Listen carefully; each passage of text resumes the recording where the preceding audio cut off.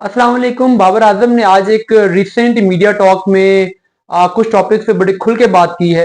काफी लंबी चौड़ी उन्होंने बात की है, लेकिन उसमें से 3 कमेंट उनके बड़े इंपॉर्टेंट थे जो कि मैं इस वीडियो में शेयर करूंगा।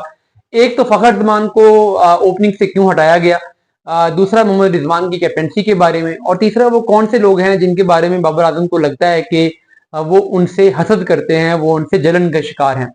पहला जो मामला फखर जमान वाला है, तो उसमें बाबर का ये कहना था कि फखर जमान को जब पहले वो बता ये रहे थे कि मैंने अपना करियर ओवरऑल जब भी खेला है डोमेस्टिक क्रिकेट में या कहीं भी, तो मैं नंबर 3 या नंबर 4 का बैट्समैन था, मैंने ओपनिंग नहीं की थी, मैं ओपनर नहीं था। तो जब स्टार्ट में मुझे ओपनर बनाया गया तो उस टाइम भी इसी वजह से बनाया गया था कि विकी आर्थर को ये लगता था कि हमें ऊपर से कंसिस्टेंट रन की जरूरत है, और मैं कोशिश करता था कि मैं हर मैच में रन करूं। मेरा ये रोल था कि मैंने रन करने हैं, तो मुझे इसलिए टीम की डिमांड के मुताबिक ओपनिंग पे कहा गया था कि आप ओपनिंग करें।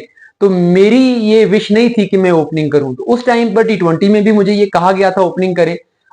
उसके बाद ये टीम मैनेजमेंट का डिसीजन था, यानी फखर जमान को नंबर 3 पे लेके जाने का डिसीजन जब रिजवान ने आके स्कोर करना शुरू किया, तो बाबर ने कहा कि ये मेरी ख्वाहिश नहीं थी कि मैं ओपनिंग करूं। अभी चैंपियंस ट्रॉफी के कॉन्टेक्स्ट में भी उन्होंने बात की कि चूंकि अभी कोई सेकंड ओपनर अवेलेबल नहीं था, एक ही ओपनर थे, तो चूंकि मैं नंबर 3 पे बैटिंग कर रहा था, तो अब फिर टीम मैनेजमेंट की ख्वाहिश थी कि मैं ओपनिंग करूं। और मैंने उस मैनेजमेंट की विश को फुलफिल करते हुए, टीम की डिमांड को देखते हुए ओपनिंग की है। मेरी कभी भी ना मेरी ये ख्वाहिश रही है मैं ओपनिंग करूं, और ना मैंने कभी इनकार किया है कि मैं ओपनिंग नहीं करूंगा। तो मुझे जो भी मैनेजमेंट ने जिस नंबर पे खेलने का कहा है, मैं हमेशा उस नंबर पे खेला हूं। टेस्ट मैच में भी एक में उन्होंने कहा कि मुझे ओपनिंग करनी पड़ी थी क्योंकि वहां पे साइम अयूब इंजर्ड हो गए थे, तो वहां पर भी मैंने ओपनिंग की। तो वो जो एक कहा जाता है कि फखर जमान को डेलिबरेटली फखर बाबर आजम ने ओपनिंग पोजीशन से हटा के खुद ओपनिंग की, तो बाबर ने उसको क्लैरिफाई किया है T20 के कॉन्टेक्स्ट में। दूसरी बात जो थी वो मोहम्मद रिजवान की कप्तानी के बारे में थी। वो उन्होंने कहा कि रिजवान एज अ कैप्टन भी उन्होंने बड़ा अप्रिशिएट किया रिजवान की कप्तानी को, और उन्होंने कहा कि वो बड़ा मेहनती हैं, बहुत सोचने वाले कप्तान हैं, मेहनत करते हैं, प्लानिंग करते हैं।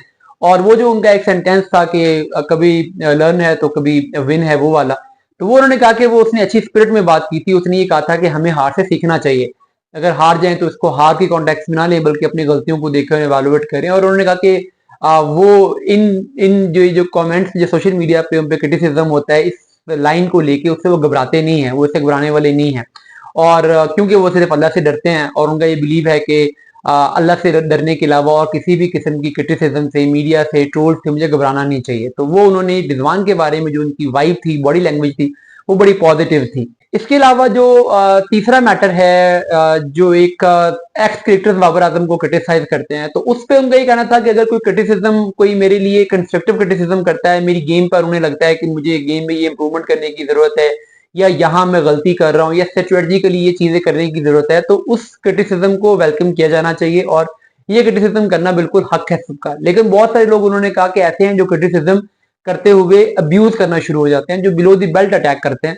और उन लोगों के बारे में उन्होंने कहा कि उनमें से बहुत सारे ऐसे हैं जो कि हसद की वजह से ऐसा करते हैं, बहुत सारे ऐसे हैं जो कि फेम लेने के लिए ऐसा करते हैं। तो उन्होंने कहा कि ऐसे लोगों को बहुत दफा मेरा दिल करता है कि मैं उनको रिप्लाई करूं, मैं उनके इस अब्यूजिव लैंग्वेज पर जवाब दूं, लेकिन फिर मैं ये सोचता हूं कि वो जिस मकसद के लिए कर रहे हैं, अगर मैंने उन्हें जवाब दे दिया तो उनका मकसद पूरा हो जाएगा, क्योंकि वो कर ही इसीलिए रहे हैं ताकि वो तवज्जो हासिल कर सकें।